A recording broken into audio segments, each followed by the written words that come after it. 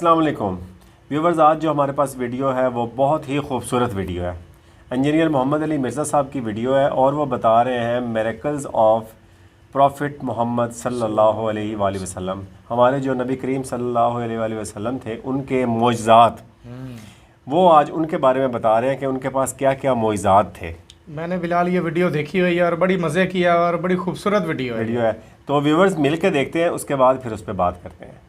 بخاری اور مسلم دونوں میں حدیث ہے. انس بن مالک کہتے ہیں میں نے آج تک کوئی ہاتھ ایسا نہیں چھوا جیسا کہ نبی الاسلام کا مبارک ہاتھ تھا. وہ کہتے ہیں کوئی دنیا کی ریشم اور دباج اس سے زیادہ نرم نہیں تھی جو نبی الاسلام کا مبارک ہاتھ تھا. کیا بات، ریشم کے ساتھ مثال دی. سبحان اللہ. یہ نہیں ہے کہ نبی الاسلام جو ہے وہ آپ نے بڑی امیروں والی زندگی گزاری تھی، آپ نے تو مزدوری کی ہے، اس کے باوجود اللہ نے ایک پروٹوکول دیا کہ ہاتھ ان کا بہت نرم تھا. سبحان اللہ. ماشاءاللہ. اسی بخاری مسلم کی حدیث میں آتا ہے کہ میں نے آج تک کوئی مشک اور عنبر کی خوشبو ایسی نہیں سونگھی جو نبی الاسلام کے پسینہ مبارک سے اور آپ کے مبارک ہاتھوں سے آتی تھی. مسلم شریف میں حدیث ہے، ایک صحابی کہتے ہیں میں چھوٹی عمر کا تھا تو حضور نے ایک دفعہ میرے اپنا ہاتھ مبارک میرے سر پہ پھیرا تو کہتے ہیں مجھے لگتا ہے کہ آپ علیہ السلام نے ہاتھ مبارک کسی عطر دان سے نکال کے میرے سر پہ پھیرا ہے، اتنا خوشبودار تھا. کیا ہی بات. تو آپ علیہ السلام کے پسینے سے خوشبو آتی تھی. بخاری مسلم دونوں میں حدیث ہے کہ ام سلیم کہتی ہیں کہ نبی الاسلام ایک دفعہ سوئے ہوئے تھے تو آپ کو سوتی ہوئی حالت میں بہت پسینہ آتا تھا. وہ ایک کھلے برتن کے وہ لے کے آئیں، ایک کھلا برتن، اور نبی الاسلام کے مبارک پسینے کو انہوں نے جمع کیا. حضور کی آنکھ کھل گئی، آپ فرمائے یہ کیا؟ ان کا جی اس طرح آپ کا پسینہ انتہائی خوشبودار ہے، ہم اس کو خوشبو کے طور پہ اپنی خوشبو میں ملا کے استعمال کرتے ہیں، اپنی خوشبو میں بھی خوشبو کرنے کے لیے. اور مسلم شریف کی ایک حدیث میں ہے کہ ایک عورت آئی کہ میری بچی کی شادی ہے تو میں آپ کا پسینہ لینے کے لیے آئی، ٹھیک ہے، خوشبو کے طور پہ. اچھا، وہ بخاری مسلم کی اس حدیث میں ام سلیم نے جب یہ جواب دیا تو حضور نے فرمایا تم نے اچھا کام کیا، یعنی آپ نے اس کی تعریف کی. پسینہ مبارک آپ کی تو ہر چیز ہی جناب کمال ہے. تو کس بات کا ذکر کیا جائے، میں گھنٹوں اس پہ فی الودی کئی احادیث بیان کر سکتا ہوں آپ کے تبرکات کے اوپر. صحیح مسلم میں حدیث ہے نبی الاسلام فجر کے بعد سخت سردیوں میں بھی جب نکلتے تو مدینے کے لوگوں نے اپنے غلام باہر کھڑے کیے ہوتے برتن اٹھا کے، آپ علیہ السلام ایک ایک برتن میں اپنا ہاتھ ڈالتے جاتے تھے برکت کے لیے. بخاری مسلم میں کتنی حدیثیں ہیں کہ نبی علیہ السلام وضو کر کے جب فارغ ہوتے تھے تو صحابہ کرام آپ کے وضو کا پانی اپنے چہرے پہ ملتے تھے. وہ ایک تشت میں آپ کو وضو کروایا جاتا تھا نا ایک برتن کے اندر، اس سے، اور جس کو نہیں ملتا تھا وہ دوسرے سے لے کے مال لیتا تھا برکت کے لیے. ظاہر ہے وہ تو برکت ہی ہے. یہ تو چھوڑ دیں تھوک مبارک کی کیا برکت ہے. بخاری مسلم دونوں میں حضرت علی کو شعب چشم تھا غزوہ خیبر کے موقع پر، حضور نے جب بلایا ہے تو ان کی تو آنکھیں بھی نہیں کھل رہی تھی، آپ نے مبارک لعاب لگایا تو شفا ہوگی.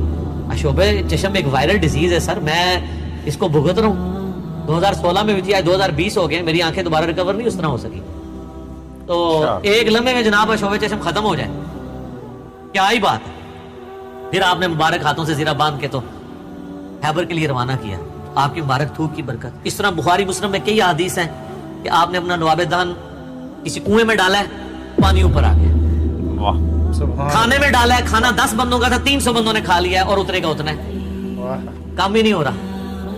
تھوک مبارک، سبحان اللہ. ہاتھ مبارک کی برکت. بخاری مسلم میں آتا ہے کہ صلح حدیبیہ کے موقع پر سارے لوگوں سے پانی تھوڑا تھوڑا جمع کر کے ایک کٹورا جمع ہوا، نبی علیہ السلام نے اپنا ہاتھ اس میں رکھا، اس میں سے پانی کے چشمے نکلے.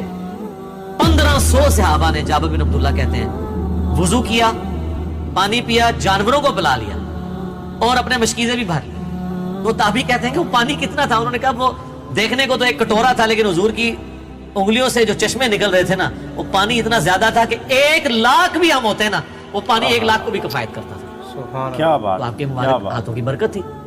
صحیح بخاری میں آتا ہے ایک صحابی کی پنڈلی ٹوٹ گئی، نبی علیہ السلام فرمایا ٹانگ سیدھی کر، اپنا ہاتھ پھیرا. وہ کہتے ہیں اللہ کی قسم اس طرح ہوگی کبھی ٹوٹی نہیں تھی.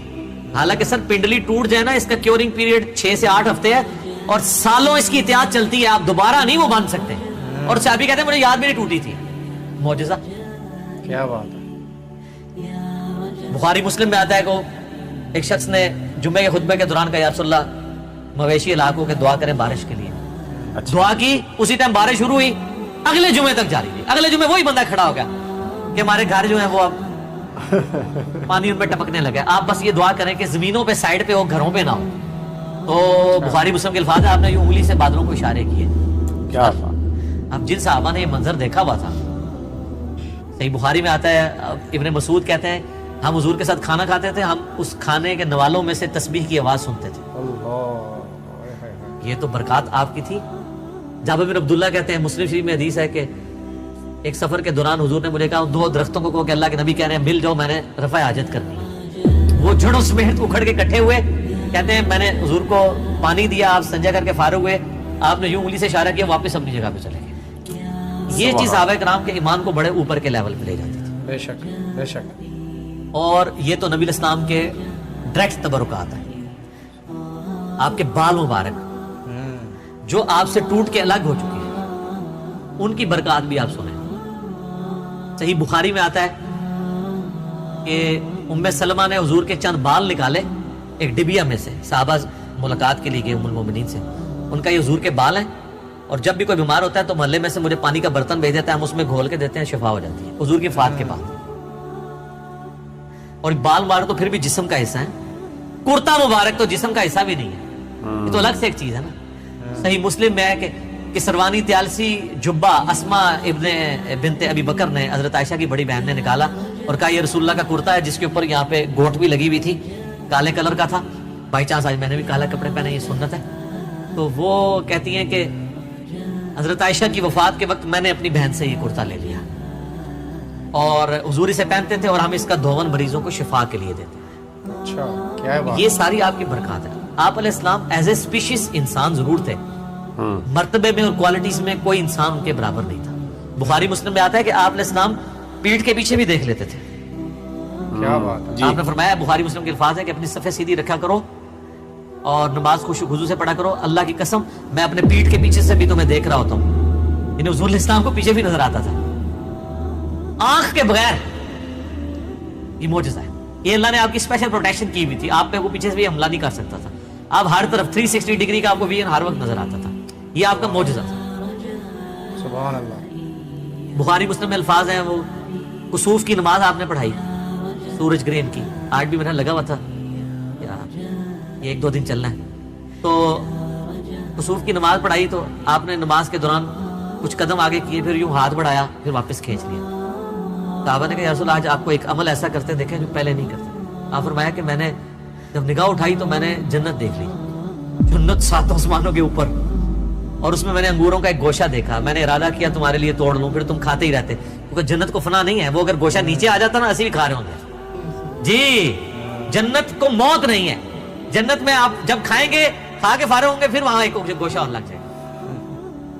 جنت کو چھوڑ دیں.